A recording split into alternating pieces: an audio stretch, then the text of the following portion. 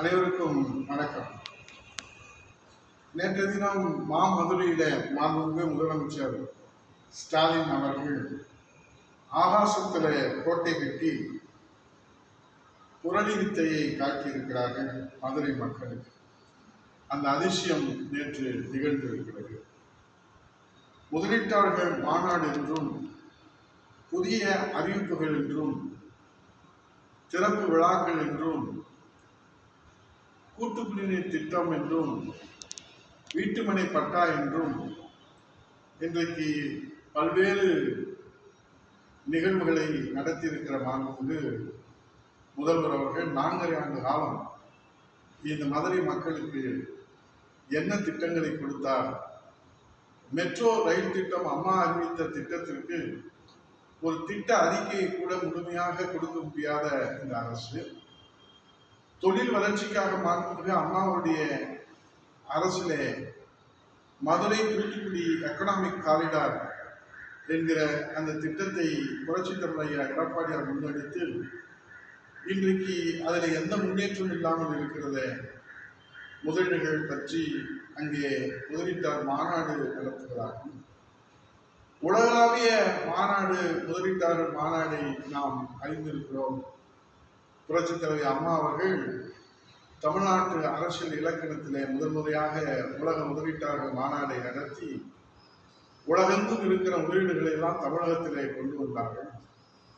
ஆனால் மாண்புமிகு முதலமைச்சர் அவர்கள் ஆகாசத்தில் கோட்டை கட்டுகிற கதையாக, புரளி வித்தை காட்டுகிற கதையாக ஒரு அதிசயமாக மாவட்டந்தோறும் முதலீட்டாளர்கள் மாநாடு என்று அறிவிப்பை செய்திருக்கிறார்.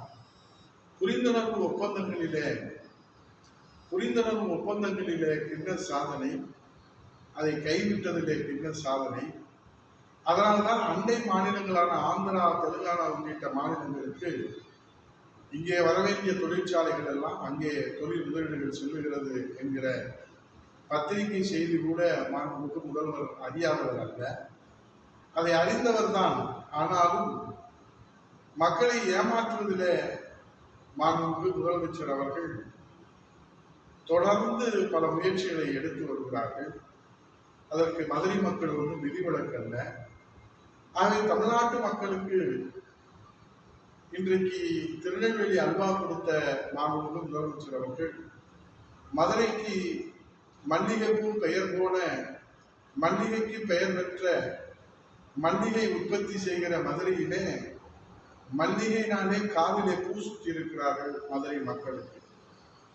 ஆகவே இன்றைக்கு அம்மாவர்கள் ஆட்சி காலத்தில் புரட்சித் தலைவர் எடப்பாடியார் மாண்புமிகு உள்ளாட்சித்துறை அமைச்சர் எஸ்பி வேலுமணி அவர்கள் புரட்சித் தலைவருடைய 100ஆண்டு விழாவில் அறிவித்து நிதி ஒதுக்கீடு செய்த கூட்டு குடிநீர் திட்டம் லோயர் கேம்பில் தொடங்கி அது கூட முழுமையடையாமல் அரைகுறையோடு அதை அவசர கோலத்திலே அள்ளித்தெளித்திருக்கிறார்கள்.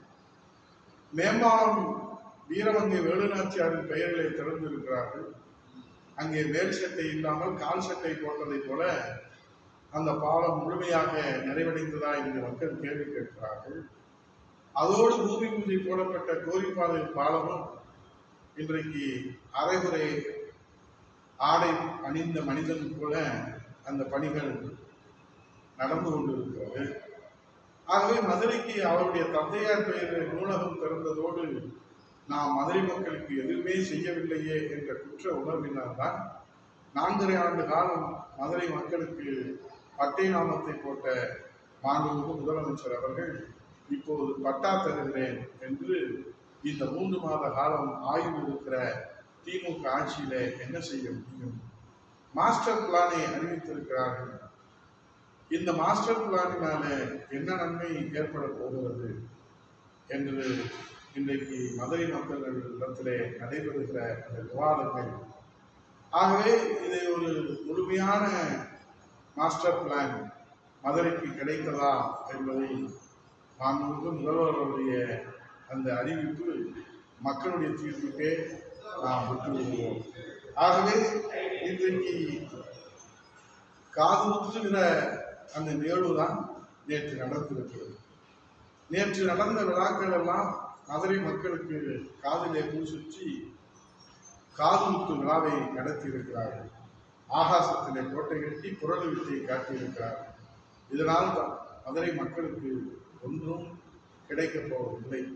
ஆகவே அறிவிப்புகளாக இருக்கும், புரிந்துணர்வு ஒப்பந்தங்கள் புதிராகவே இருக்கும்.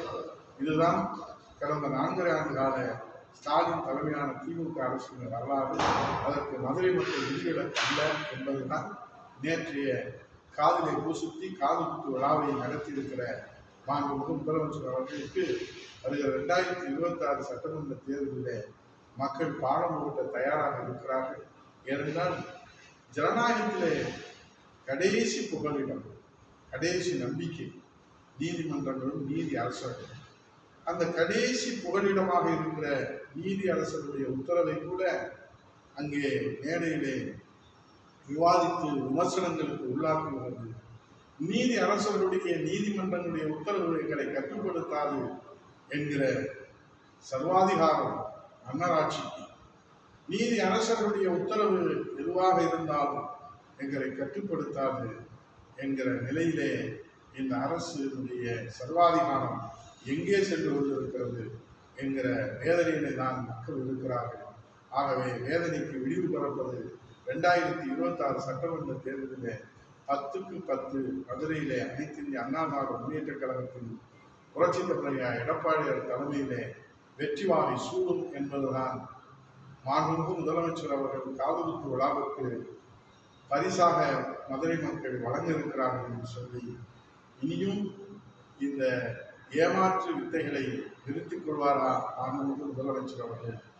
அறிவிப்புகள் வெளியிட்டு அதிசயத்தை நிகழ்த்துகிற முதலமைச்சர் அவர்களே, இன்னும் எத்தனை காலம் தான் ஏமாற்றுவார் இந்த மக்களை என்ற கேள்வி மதுரையிலிருந்து இப்போது எழும்பியிருக்கிற அந்த உரிமை குரலுக்கு மாண்புமிகு முதலமைச்சர் அவர்கள் என்ன பதில் சொல்ல போகிறார் என்பதை நாம் பொறுத்திருந்துதான் பார்க்க வேண்டும்.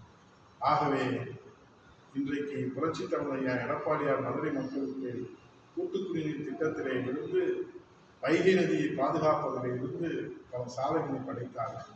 ஆனால் இன்றைக்கு வைகை நதி மாசுபடைந்து கோயில் நகரம் குப்பை நகரமாக மாறியிருக்கிறது. ஆனால் குப்பை நகரத்தை தொழில் நகரமாக மாற்றுவேன் என்று சூழலித்திருக்கிற மாண்புமிகு முதலமைச்சர் அவர்களே, சூழலை எப்போது ஏற்பது? இன்னும் 3 மாதத்திலே உங்கள் ஆட்சியின் ஆயுட்காலம் முடிய போகிற நேரத்திலே சூழலை ஏற்பது மக்களுக்கு